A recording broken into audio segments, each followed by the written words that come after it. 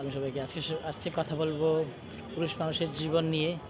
পুরুষ মানুষের জীবনে আসলে সুখ শান্তি বলতেই সেই ইন্টার পর্যন্ত, দ্যাট মিনস কলেজ পর্যন্ত। কলেজের পরে যখনই সে অনার্স মাস্টার্সে চলে আসবে, তখন তাকে একটা দায়িত্ব তার মাথায় চেপে বসবে। হয়তো সেই সময় ভার্সিটি পড়া অবস্থায় বাবার বড় একটা অসুখ হলো, সে অসুখের টাকা জোগাড় করতে গিয়ে তাকে হয়তো ফ্যামিলির ঘানি টানতে হচ্ছে, অথবা বাবার সাথে তাকে সহযোগী হতে হচ্ছে।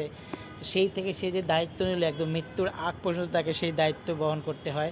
তো একটা পুরুষ মানুষের জীবন, আমি বলবো স্কুল কলেজ পর্যন্তই তার সুখ শান্তি, এরপর থেকেই তার বিশাল যে লাইফের যে সংগ্রাম সেটা শুরু হয়।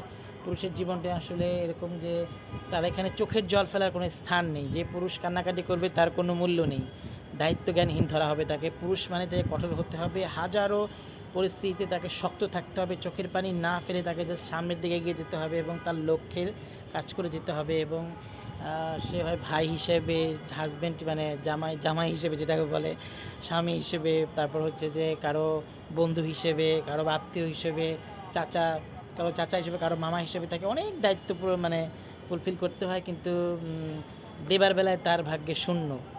কাজে একটা পুরুষের জীবন আসলে একটা গাধার মতো আজীবন জাস্ট খেটেই যাবে, কিন্তু তার মূল্য কেউ বুঝবে না। তার মূল্য তাকেই বুঝতে হবে, এবং সে যতদিন সুস্থভাবে তার দায়িত্ব পালন করতে পারবে ততদিনই তার জীবনের মানে দাম আছে। না হলে অন্যথায় পুরুষ মানুষকে আসলে কোনো জায়গায় দাম নেই। তাই পুরুষদের এই জিনিস পুরুষরাই ভালো বোঝে। ধন্যবাদ সবাইকে।